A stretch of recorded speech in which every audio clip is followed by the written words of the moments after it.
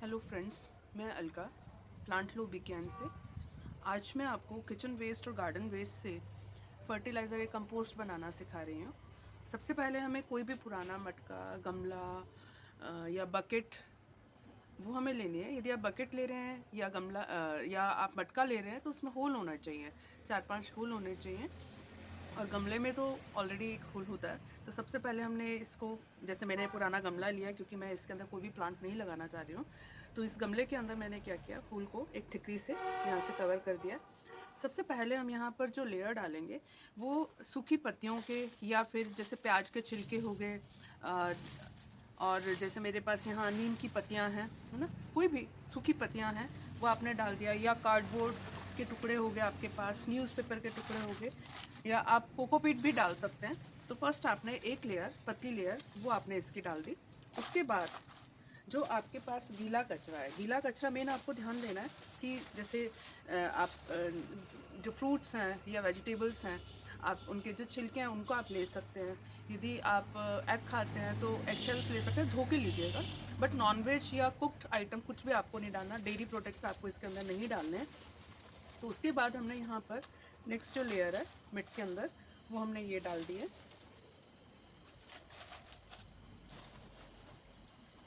अब मैं इसके ऊपर एक पतली लेयर गार्डन सॉइल के डालूंगी। बस ये ध्यान रखिएगा, पतली डालिएगा इसके ऊपर। अब सेम यही प्रोसेस, यानी कि सबसे पहले आपको सूखा डालना है, यानी कि आप सूखी पत्तियाँ, न्यूज़पेपर के छोटे टुकड़े, कार्डबोर्ड के छोटे टुकड़े, ये आप डाल सकते हैं। और फिर उसके बाद वापस से गीला कचरा, यानी कि किचन वेस्ट हो गया, या फिर जैसे आप कई बार प्रूनिंग वगैरह करते हैं प्लांट्स की, तो उसकी जो लीव्स वगैरह होती हैं ना, जैसे इसमें आप देख रहे हैं कि पर्पल हार्ट की भी है ना, टैंगलिंग हार्ट की भी है, इस तरह से ये मैंने डाल दी। वापस से आप गार्डन सॉइल की एक पतली लेयर डाल देंगे इसके ऊपर। अब ये प्रोसेस आप रिपीट करते रहेंगे जब तक कि आप इसको यहाँ तक फिल ना कर दें।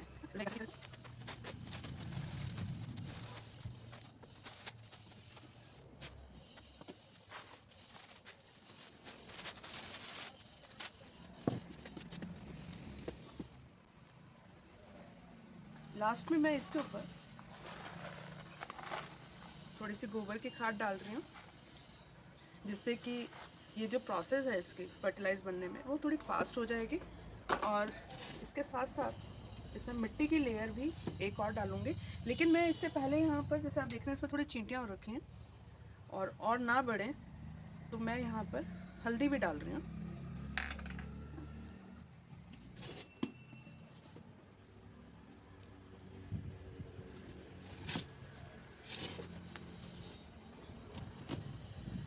और सबसे लास्ट में यहाँ पर आपको पानी डाल देना है। अब ये जो प्रोसेस है ये एक बार आपने यहाँ पे कर लिया ना। कई लोग दही भी डालते हैं, ऑफकोर्स डालनी भी चाहिए, बट वो सिंगल टाइम डलती है दही, जब आप बना रहे हैं। या जैसे अभी आज मेरे पास दही नहीं है, तो मैं नेक्स्ट टाइम, यानी कि 1 वीक के बाद, जब मैं इसको बिल्कुल ऐसे हिलाऊंगी अच्छे से ना, और मुझे लगेगा कि ये थोड़ा सूखा है, तो मैं इसमें दही या छाछ जिसको बोलते हैं, दही को पतला करके, या खट्टी छाछ हो, वो मैं इसके अंदर डालूंगी। बस आपको ये ध्यान रखना है कि इसको बनने का जो प्रोसेस है, समर में तो ये 1.5 से 2 महीने में बन जाता है, बट विंटर थोड़ा सा टाइम कंज्यूमिंग है, 2 से 3 महीने लगते हैं। बट 7 से 10 दिन के अंदर एक बार आपको इसको पूरा हिलाना है। यदि आपको सूखा लगे तो आप इसमें थोड़ा सा पानी ऐड कर दीजिएगा, छिड़काव कर दीजिएगा। मतलब ऐसा नहीं कि पूरा मग भर के डाल दिया, आप ऐसा मत करिएगा। और इसको रखने का कहाँ पर है, इसको शेडी एरिया में रखना है, और कवर करके, पूरा पैक नहीं करना, ठीक है, पूरा पैक नहीं करना। यदि जिस भी चीज़ से आप कवर कर रहे हैं उसके ऊपर भी 2-3 होल होने चाहिए।